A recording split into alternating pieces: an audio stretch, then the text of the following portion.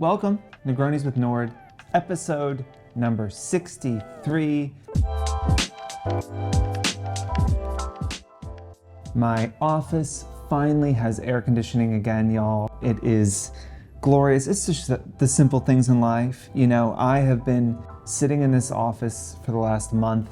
It's been on average 81 or 82 degrees, and I have been suffering, and I am so pleased that the air conditioning works. I don't even care what I had to pay to get it to work again. The air conditioning is a hot button item, and it is a matter of a debate in our office. What's the ideal temperature for an office? 72 to 75 would be, I would say, ideal. Like 74, 75, that feels right. But you tell us in the comments what you think the perfect temperature is. Friend of the company and the show, Taylor Lorenz, has some very controversial thoughts about this. I think her ideal temperature is like 82 degrees. And some people like to keep it like 68, which I think is the right apartment temperature for sleeping, absolutely not the right temperature for working. Speaking of Taylor, ex-New York Times, Fohr was in the Times this week talking about dad influencers in the New York Times. But in all seriousness, it's still nice to see your name in print. You know, your parents think it's great. In all seriousness, the article was about the rise of dad influencers. But I think more broadly, you know, I was on the radio recently talking about influencers over 50. I guess I wouldn't think a 91-year-old would be doing TikToks. Why are they doing it? Probably first that it's fun. And there's all this interesting kind of niche influencers. I just think it continues to support the larger fact and trend that like this is where people are going for their entertainment, for their education, to be inspired, to waste some time, whatever it might be. Dad influencers, you know, that's something that 5 years ago there certainly wasn't as many of, and now it is a big industry. We are working with a lot of dad influencers. It's a way kind of in for a lot of maybe men who traditionally haven't followed influencers. They feel comfortable following a dad influencer, getting advice. There's so much to learn when you're a new parent, so that feels normal in a way that maybe some men wouldn't feel as comfortable following, say, a fashion influencer or something. So we're loving the dad influencers, loving the influencers over 50, all niche influencers, but it is all just part of this larger trend. These things will no longer be niche soon as they become mainstream, as fashion and beauty influencers have. We have to remember that was very much a niche not that long ago.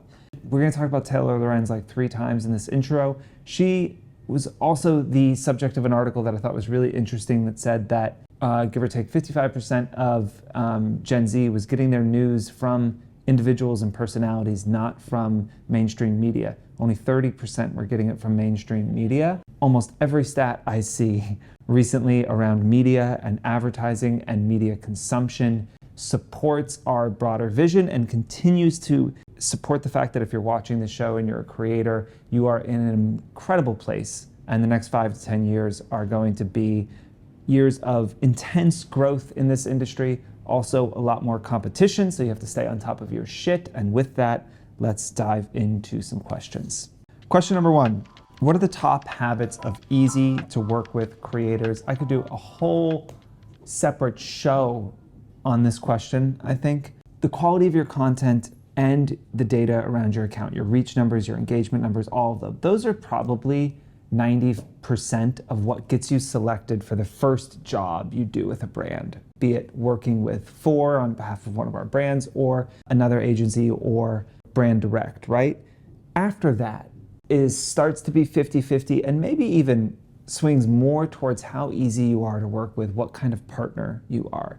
And so as you think about growing your business, retention is such an enormous part of that. Retaining your clients, continuing to work with them. And with someone like Fohr, who, you know, we run hundreds, thousands of campaigns a year, there are opportunities to work with us across our quite large portfolio of clients that we work with. How easy you are to work with, how effective of a partner you are is such a big part of it, right? Because it's table stakes for us that the content is great and that you're a good fit for the brand. The data story makes sense, right? Once you hit past that bar, it becomes about how easy you are to work with. I think the easiest, number one, highest impact, what's the the way that you can be the best partner for the brands and agencies that you work with. It's just respond in a timely manner. That's it. I have lived a creative life and I have lived a life behind a desk. I've done both of them. I happen to actually like being behind the desk, but a lot of people choose to live a more free, creative life, freelancing, being an influencer, doing their thing, right? Okay. And so you may think at 10 a.m. you wake up, you see an email from a brand and you think, okay, I've got a bunch of stuff that I'm doing today. I've got a shoot that I'm doing. I'm running around.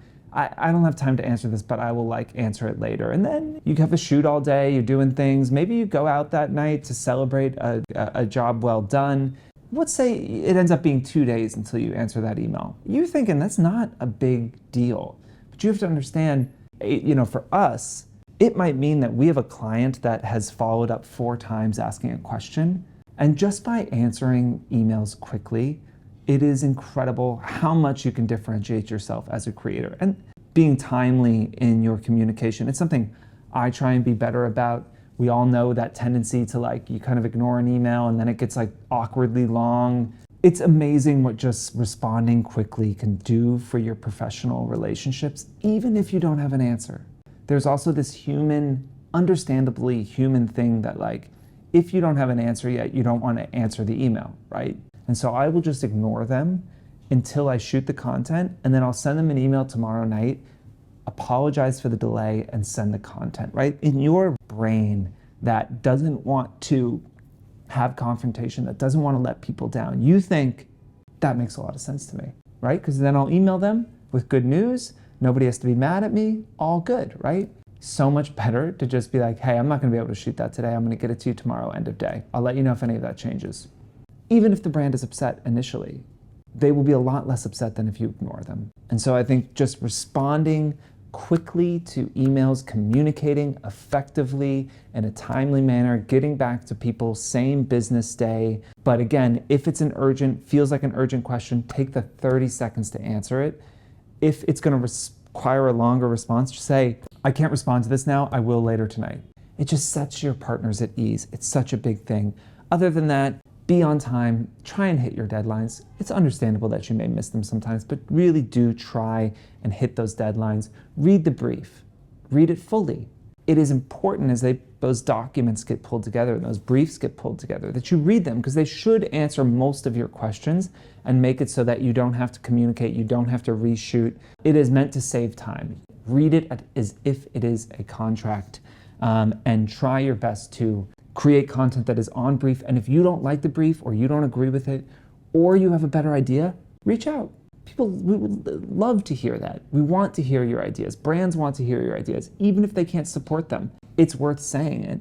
And if you feel that the brief and the content is not going to perform and it's not going to work for you, absolutely say that, because nobody wants the content to bomb and your audience not to like it. Last kind of quick top level one is just be pleasant to work with. Be excited about it. You would be amazed. Just sending a thank you, just being legitimately excited about it. If it is direct with the brand, telling them that you've been a big fan of the brand and this is such an exciting partnership, you would not believe how far that goes. These are individuals. It is a person that is making this decision. You being nice to that person and getting them to like you makes it a lot more likely that when they have to make that decision again, that they will work with you again. Be nice. People will want to work with you, and I promise it will be beneficial to your career. If you want us to expand on any more of these, there are more points we can talk about of how to be a good partner. I'm happy to do that. Just let us know. Are brands requesting static posts anymore, or primarily reels? I would say it's a mix. One, there's definitely no more static posts that aren't carousels. For us, it depends, right? If you're doing a beauty tutorial, reels make a lot more sense, right? We want to show motion, we want to show video. We have found that fashion content actually performs better as stills. And so we are, in the fashion content that we're doing, we are asking mostly for stills now because, looking at the data, stills have performed significantly better than video has for fashion. And for us, it depends on, of course, the creator. If you're really good at reels and your reels are crushing it, then we want you to do reels. Stills and caption is still your main way of communicating, and that's working with your audience. Then why would we make you do a reel? Our goal is to get the message across as effectively as possible.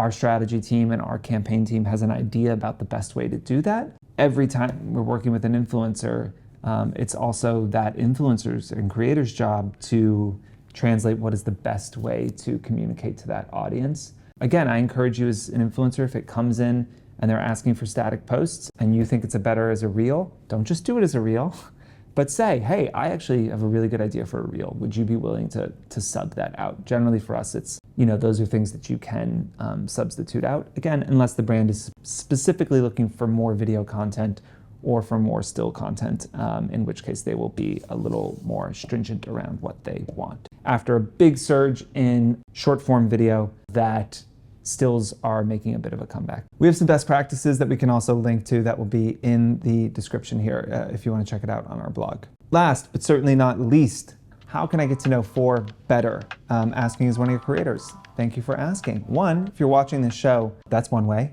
I started this company. Hi. If you look on this piece of paper, we are also, in all of these questions, talking to our campaign and our strategy team, pulling insights and suggestions from them. So this is a nice peek into what we are thinking as a company and how we're thinking about things. Of course, following our socials, following our blog, all of that is important. We do events in New York City a few times a year for creators. If you're interested in going to those, you can send us an email.